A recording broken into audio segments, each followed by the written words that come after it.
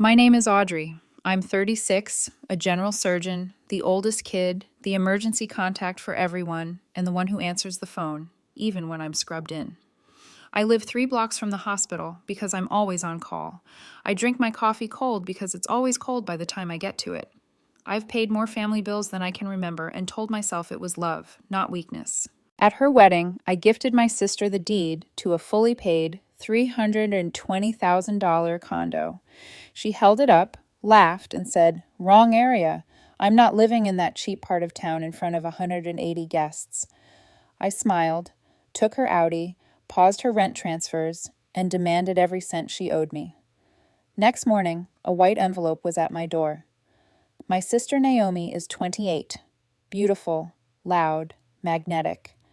The kind of person who orders a latte, takes one sip, and sends it back with a smile that makes the barista apologize for existing. My parents call her sensitive. What they mean is, the rules don't apply. Her wedding was on a Saturday in June. 180 guests, a string quartet, a donut wall. I arrived late because a cholecystectomy went sideways, and a patient needed me in Pacu. I still made it in time for photos. My tie was crooked. There was chlorhexidine on my sleeve. The photographer told me to relax my shoulders. I tried. I had a gift in a cream envelope inside a black folio.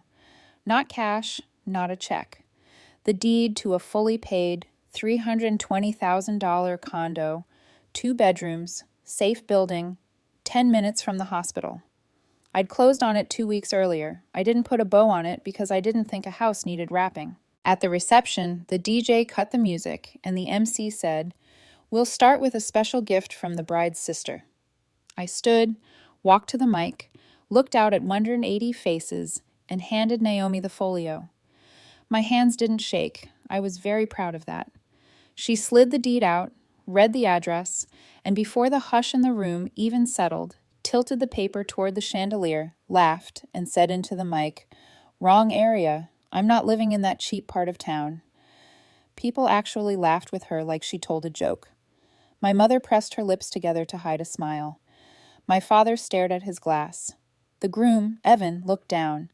I felt heat climb my neck and stopped behind my eyes. I heard someone whisper, "Awkward." Naomi lifted the deed higher as if it were a napkin with a stain. "Audrey," she said louder, "was this supposed to be sweet?" I swallowed. The room waited. The string quartet adjusted sheets of music that weren't needed for this scene. "Naomi," I said, trying to keep my voice flat, "congratulations." She rolled her eyes and handed the deed back like it might smudge her manicure. "Next time," she said, "ask." The DJ coughed into his elbow. The MC muttered, "So, speeches?" And the room moved on because rooms always move on. I sat. My chair scraped too loud on the floor, and I smiled. Not because it was funny, because a switch I didn't know existed had just clicked. Here's what nobody at that room knew, unless they were on our family group chat at 2 a.m. When Naomi dropped out of her second grad program, I covered her last semester's balance so it wouldn't go to collections. When her first apartment flooded because she forgot to turn off the bathtub, I paid the deductible. When she signed a lease she couldn't afford, I set up a recurring transfer, $2,150 on the first of every month. It was labeled Rent Temporary for 2 years. I bought her an Audi 3 summers ago after she called me crying on the way to my post-call nap. "It's unsafe to drive the Civic," she said. "And Evan says image matters in real estate."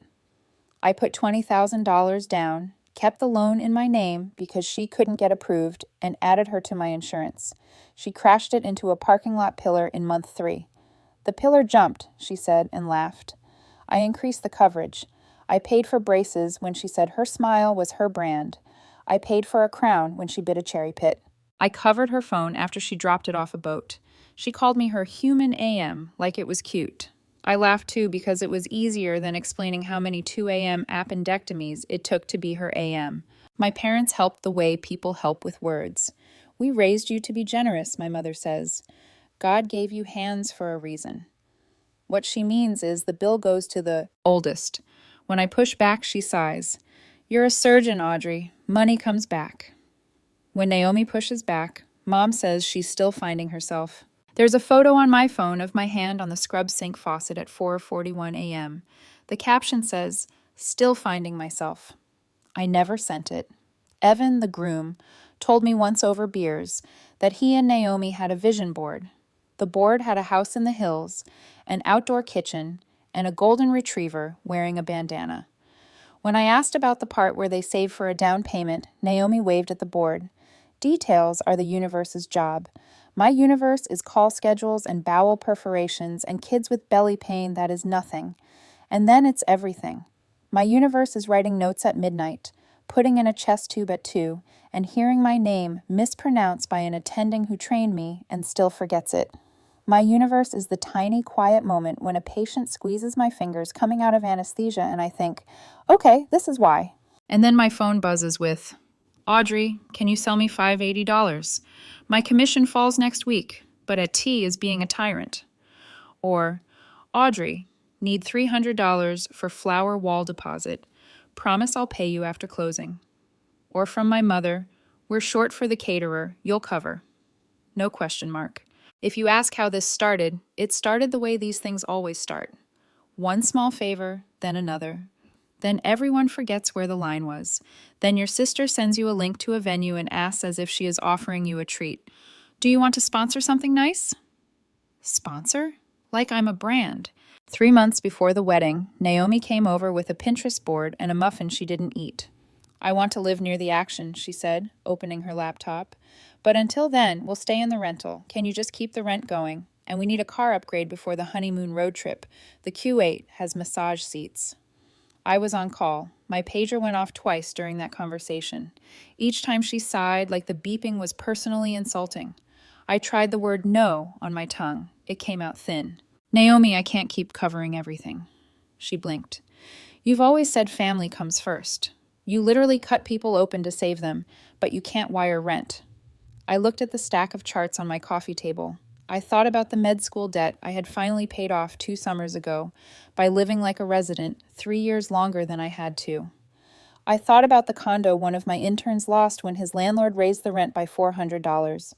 I thought about the patient who gave me a drawing of a house with my name on the mailbox after I took out his gallbladder.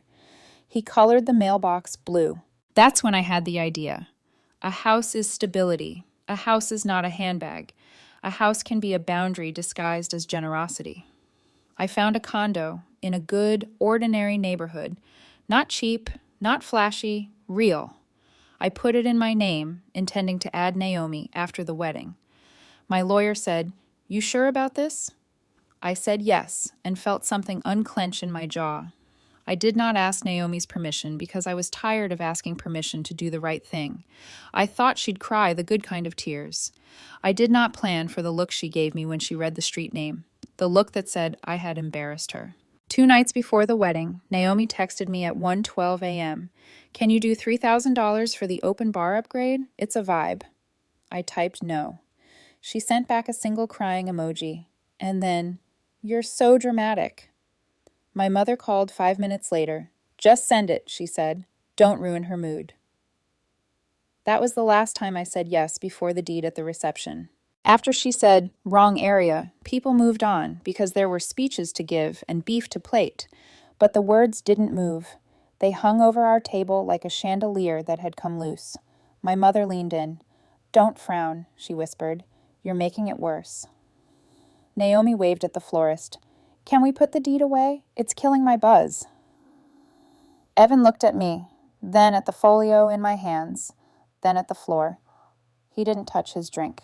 During the toasts, my uncle said I had always been a provider. He meant it as praise. It felt like a job title I hadn't applied for. The best man made a joke about the Audi being Naomi's first love. Everyone laughed. I felt the laugh in my teeth. When the dancing started, Naomi cornered me near the donut wall. "Why would you do that without asking?" she said. There was frosting on her wrist. "That neighborhood is beneath me." "Beneath you," I repeated. "You know what I mean," she said. "Evan's clients will judge." I looked at Evan. He stared at the string lights. "We appreciate the thought," he said softly, "but we imagine something different." My mother joined, hands clasped, voice sweet. "Audrey, don't be rigid. You can sell it and help with a down payment somewhere nicer." It's not about money. It's literally about money, I said. Don't make a scene, she hissed. I took my phone out, opened a folder labeled Naomi, and handed it to her.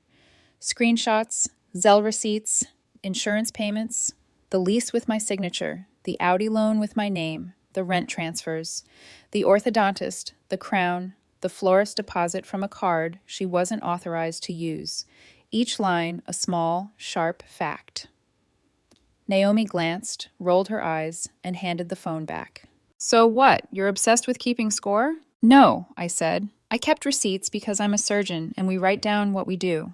Evan peered over her shoulder as if reading a chart for the first time. His face changed.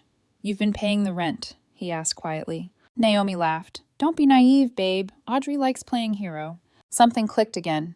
I looked at Naomi's bouquet. Pies, white roses, eucalyptus, expensive? I looked at the Audi in the valet line through the glass. I looked at my sister, who thought the world owed her massage seats. Okay, I said, and I smiled.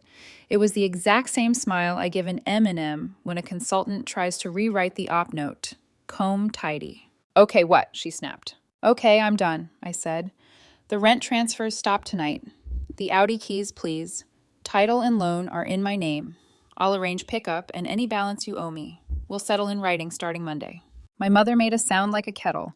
You will not embarrass us. You embarrassed yourselves, I said. I looked at the valet through the glass and lifted my hand. He brought the Audi. Naomi clutched her bouquet tighter. Evan said, Naomi, the keys. I said again, calm, like asking for a clamp. Naomi stared, then reached into her tiny purse and slapped the fob into my palm. You're being cruel, she whispered. I'm just being clear, I said, and I have a paper trail. I turned to leave. My mother grabbed my sleeve. You will apologize for what I said, for giving a house, for making this about you, she said. I walked out with this Audi fob between my fingers, the deed under my arm, and the strange light feeling of a torrent finally released. When I got home after midnight, there was a white envelope on my doormat. No return address, my name in careful block letters. I didn't open the envelope right away. I showered off sweat, champagne spray, and the smell of smoke from the venue's patio heaters. I folded my suit over a chair. I ate the cake slice the caterer had slipped into a clamshell and left on my table like a pity award. It tasted like sugar and drywall. Then I opened the envelope. Inside, a single sheet of paper and a stack of printouts. The top sheet was a note in Evan's handwriting. Audrey, this is from me, not Naomi. I didn't know about the rant. I didn't know about the car. I didn't know about any of it. I found these in her email drafts and screenshots. I'm sorry for what happened tonight. I'm not sure I'm going through with this honeymoon. E. The printouts were texts. Not to me, to my mother, to our aunt, to a florist. Audrey will cover it. Just invoice her. She loves to feel needed. There was a list titled Ask Audrey, with numbers next to each item. Hair, makeup, DJ upgrade, bouquet toss, confetti cannons. Audi detailing, a final line. Condo, maybe if I cry. My hands shook in a way they never do when I hold a scalpel. My phone buzzed. Mom. I let it go to voicemail. She called again and again. Then Naomi texted, You are sick. You ruined my wedding. Everyone thinks you overreacted. Wait till the hospital hears. Evan texted 10 minutes later. I'm sorry, I didn't know. Are you home? I left the envelope. I'm at my sister's. I put the papers back into the envelope and slid it into a drawer. My pager vibrated. A small bowel obstruction. Life goes on. At 4:35 a.m., between orders and a consult note, I emailed my lawyer. Subject line, family. I attached a spreadsheet I'd been quietly updating for a year. Amounts, dates, notes. Please draft repayment agreement with monthly schedule. Also need to transfer car back to me. Title already in my name and freeze all automatic transfers from my accounts. At 7:10 a.m., I called my bank and terminated the recurring $2,150. I removed Naomi from my insurance. I called the dealership to schedule the Audi pickup and asked them to change the account passwords. I changed the garage code at my condo. By noon, the family group chat was a fireworks show. Aunt Mara. Audrey apologized to your sister. Cousin Leo. It's just money, man. My mother. You are cruel. My father. Return the car. Now. No one said, "We're sorry. She humiliated you." Not once. I screenshotted the printouts from the envelope, the list called Ask Audrey. The messages to vendors to just invoice her. I posted them in the group chat without comment, typing bubbles, then silence. At 3 p.m., my hospital's main line paged me. Caller for Dr. Abramson. I picked up. It was my mother. She had found the operator. "Audrey," she said in the voice she used when I was 8 and had tracked mud in the kitchen. "Stop this nonsense. You made a spectacle. You raised a spectacle." I said, "You're a doctor," she snapped. "Doctors don't fight about money. Doctors go bankrupt all the time." I said, "I'm not going to be one of them because my family thinks I print cash in the call room." She tried a different tool. "If your father has a heart attack because of this, then he should go to the ER, I said. "And he'll get excellent care from a team of professionals who don't accept donut walls as payment." Click. At 7 p.m., Evan texted again. "I told Naomi I'm postponing the honeymoon. She's at your parents'. She says, 'You stole the car. She's posting on Instagram.'" I opened Instagram. Naomi had posted a story, a photo of the Audi with the caption, "She took my wedding getaway car because she's a bitter little woman." I screenshotted the registration in my name and sent it to her. She posted another story. "She's harassing me." Comments flooded in. Hearts, fire emojis. "You deserve better, Queen." I put my phone face down. I made pasta. I watched it boil. I thought about the moment at the mic when she laughed and how fast the room joined her. How easy it is to laugh when you think the person you're laughing at will still pay the bill. The next morning, there was another white envelope on my doormat. Same careful block letters. Inside, a letter from Naomi's lawyer demanding I return the stolen vehicle and make whole a $50,000 wedding gift shortfall. The letterhead was a Google Doc template. The signature was a squiggle. The return address was my parents' house. I laughed. Not nicely. I replied with a real lawyer's letter by lunchtime. It was short and boring in the way that scares people. Dates, amounts, statutes, words like conversion and unjust enrichment. It included a repayment schedule, $1,000 on the first of every month until the debt was gone. It gave her 30 days to sign, or we'd see each other at a courthouse where Instagram captions don't count. At 2 p.m., Evan showed up at my door. He looked like he hadn't slept. He handed me Naomi's house key. "She gave me an ultimatum," he said. "Either I defend her, or I'm not a man."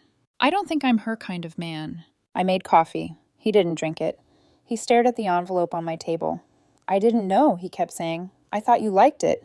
"Liked what?" I asked. "Taking care of her," he said. "I like taking care of people who want to take care of themselves, too." I said, "Those are different things." He nodded. "I'm sorry." "You don't owe me an apology," I said. "But you do owe yourself a line." He looked at the floor. "I think I found it." That night, my mother called from Naomi's phone. "Return the car. Send the money and we'll forget this." "We won't forget it," I said. "But I will move on without your family," she asked, horrified. I thought of your lights. The quiet in the hospital at 3 a.m., the intern who brings me bad coffee and says, "You okay?" The nurse who leaves a granola bar on my desk when I forget to eat. The security guard who nods at me when I walk to my car at dawn. "Yes," I said, "with my family." A month later, the condo in the cheap part of town is rented to a pediatric nurse and her partner. They put a plan on the balcony and send me a photo of the sunset like I've never seen that angle of light. They pay on time. They love the quiet hallways and the grocery store across the street. They tell me the landlord answers texts fast. He does. The Audi sits in my garage. I drive it on Sundays to keep the battery alive. It's ridiculous and smooth and smells like Naomi's coconut perfume, no matter how many times I clean the mats. I'll sell it when the title transfer is tidy. Naomi didn't sign the repayment plan in 30 days. My lawyer filed, and suddenly her tone changed. The ring photos stopped. The stories went private. Evan moved into his brother's spare room. He sent me a screenshot last week. "I'm paying my half," he wrote. "Even if we don't end up married, it's mine too." His half is $200 a month. He labeled it debt. I didn't ask. He did it anyway. A line. My parents haven't visited. They sent a message through Aunt Mara. "We will reconcile when you remember who you are." I looked in a mirror after a 12-hour day, wiped a streak of betadine off my cheek, and said out loud, I remember in the hospital, nothing changed and everything did. Appendixes still burst. Teenagers still come in with pain that is nothing until it isn't. I still chard until my hand cramps. I still lose patience and sit in my car afterwards staring at a steering wheel. Well, I can't make a move. But the background hum, the one that said I owed the world a piece of my paycheck because I had letters after my name, went quiet. I clean my apartment now on Sundays. I cook badly and perfectly for one. I turn my phone off sometimes. I walk to the farmer's market. The woman who sells peaches calls me doctor with the tired eyes and gives me one extra peach on days when I look like a person who needs a small sweet thing. I do. Last weekend, a resident asked me how to say no to a family that keeps pulling. She stood in the doorway twisting a pen, brave enough to practice surgery, scared to say a word. You say it once, I told her, and mean it. Then you say it again when they pretend they didn't hear. Does it get easier? She asked. No, I said, but you get stronger. She nodded, wrote that down like it was a pharmacology dose, and left to put in a consult. I stood in the call room looking at the whiteboard where someone had drawn a lopsided heart around the word team. Sometimes I think about the moment Naomi held the deed up to the chandelier light and laughed. It still stings, not because of the money, because of the message. You are not enough unless you hand me more. That message lived in my chest for 36 years. I evicted it. The moral isn't fancy. It's not Instagrammable. It's this. I won't let anyone treat my kindness like an ATM ever again. I won't pay for my place at a family table. I won't confuse silence for peace. I will not be a walking credit line with a stethoscope. Yesterday, a white envelope showed up again. My stomach dipped. I picked it up like it might bite. Inside, a single note in Naomi's handwriting. I can't believe you're doing this to me. Mom says you'll cave eventually. No apology, no signature. I put the note in the drawer with the other papers. I made coffee. I set my phone to do not disturb. I opened the windows. The city air came in warm and a little dirty. It smelled like summer and cars and possibility. Then I walked to the hospital with steady hands, grateful for the work that tells me who I am when people try to tell me something else. And when my pager buzzed, I didn't think about wedding speeches or donut walls.